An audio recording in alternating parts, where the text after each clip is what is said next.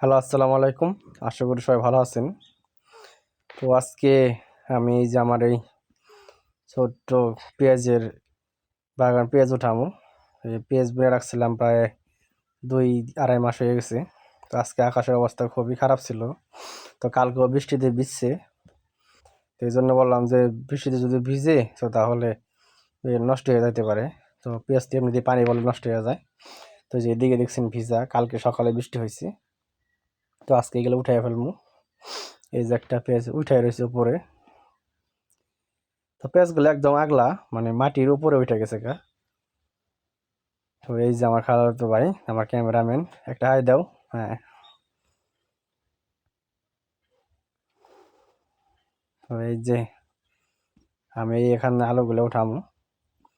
তো দুঃখের বিষয় হচ্ছে ভয়েস আমার পরে দেওয়া লাগতেছে। তো আমি ভয়েসের জন্য মাইক্রোফোন লাগাইছিলাম, তো মাইক্রোফোনের অন করা ছিল না, এই জন্য ভয়েসগুলো ওঠে নাই।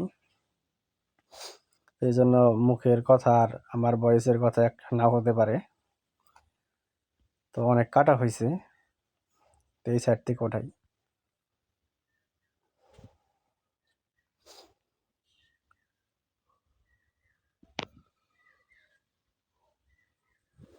তো আসলে জীবনের প্রথম আমি এই ছোট্ট একটা সবজি বাগান করছি। এই যে দেখেন, যে পেঁয়াজগুলো কত সুন্দর। তো এই সাইড থেকে কাইটা ফালে দিতে হইব। কাইটা ফালা দিয়ে একদিন রোদে রাখা দিলেই পেঁয়াজগুলো অনেক সুন্দর হয়।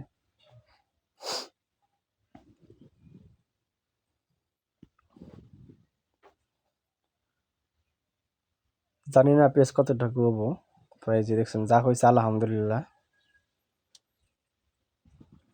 যে পেঁয়াজ। ইনশাল্লাহ সামনে বার অনেক পেঁয়াজ বুনবো, আলুও বুনবো অনেক। তো রসুন থাকবো, তো রসুন খুব একটা ভালো হয় না আমার।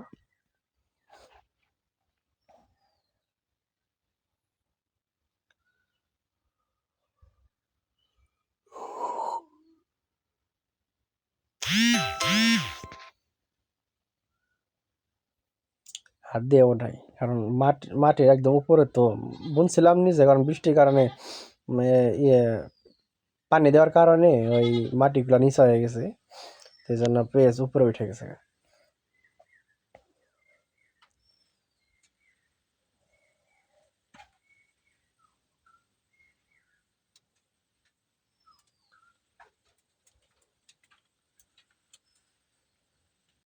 তো সকাল থেকে আকাশের অবস্থা খুবই খারাপ ছিল।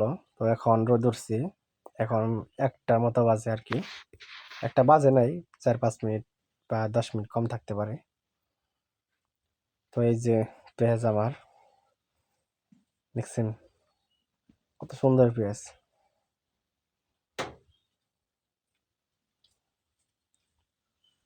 আশাবাদী যে 4-5 কেজি হবে।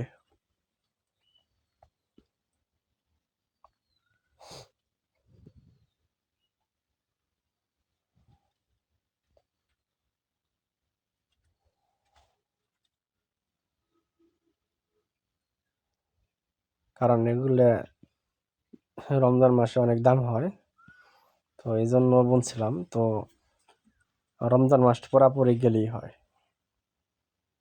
কারণ আমি এই পেঁয়াজি, কারণ যাবতীয় জিনিস রমজান মাসে পেঁয়াজ, আলু, বেগুন এগুলো বেশি লাগে। তো বেগুন আছে আলহামদুলিল্লাহ। তো বেগুনের সমস্যা নাই, তো পেঁয়াজ আর আলুতে সমস্যা পড়ে যায়। তো ফাইনালি এই যে পেঁয়াজ গুনে বুনে দিছিলাম, তো আজকে উঠাইলাম আর কি। তো পেঁয়াজ গুলো আমি এখন উঠাইতাম না, আর 2 দিন 3 দিন 4 পর উঠাইতাম। তো এখন বৃষ্টির কারণে উঠিয়ে ফেলা লাগতেছে, কারণ পেঁয়াজ এমনি পানি দিলে নষ্ট হয়ে যায়।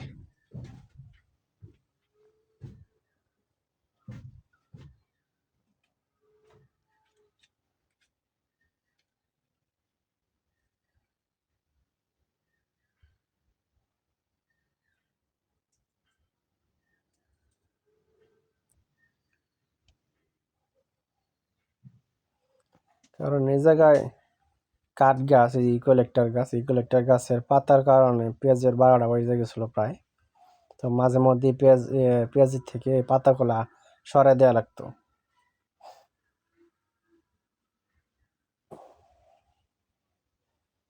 তো এখনো কত পাতা।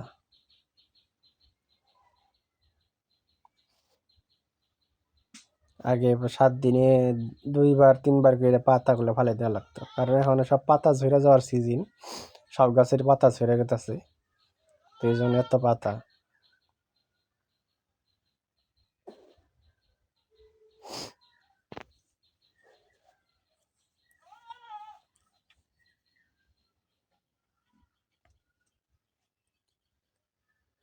দেখছেন পেঁয়াজগুলো অস্থির পেঁয়াজ।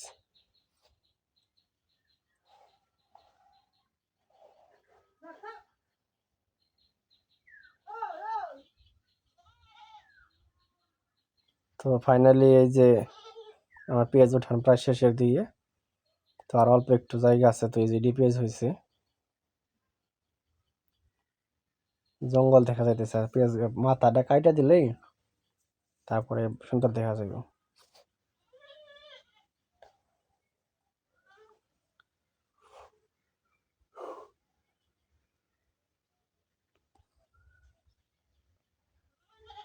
আর খুব একটা গাছ নাই, তবে আমার একটা বোকামি হয়েছে। বোকামিটা হলো যে এই পেঁয়াজের পেঁয়াজটা পাতলা করে বোনা হয়েছে, ঘন করে বোনা উচিত ছিল।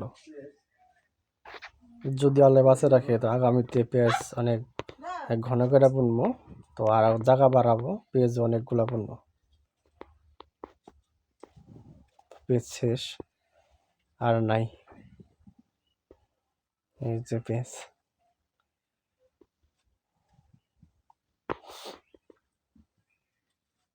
আরো আছে না?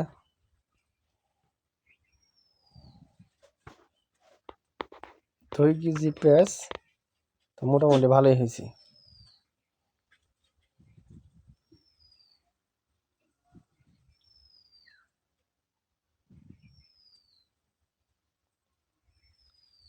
তো আবার টার্গেট রমজান মাস শেষ হলেই হয়, যে আমার যা খামরি তা না, কারণ আমাদের পেঁয়াজ প্রতি সপ্তাহে কিনে নিয়ে আসে হাটি থেকে।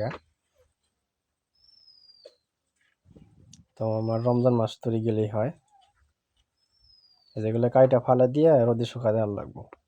একদিন শুকাইলেই অনেক ভালো হবে, পেঁয়াজগুলো চকচকা দেখা যাবে।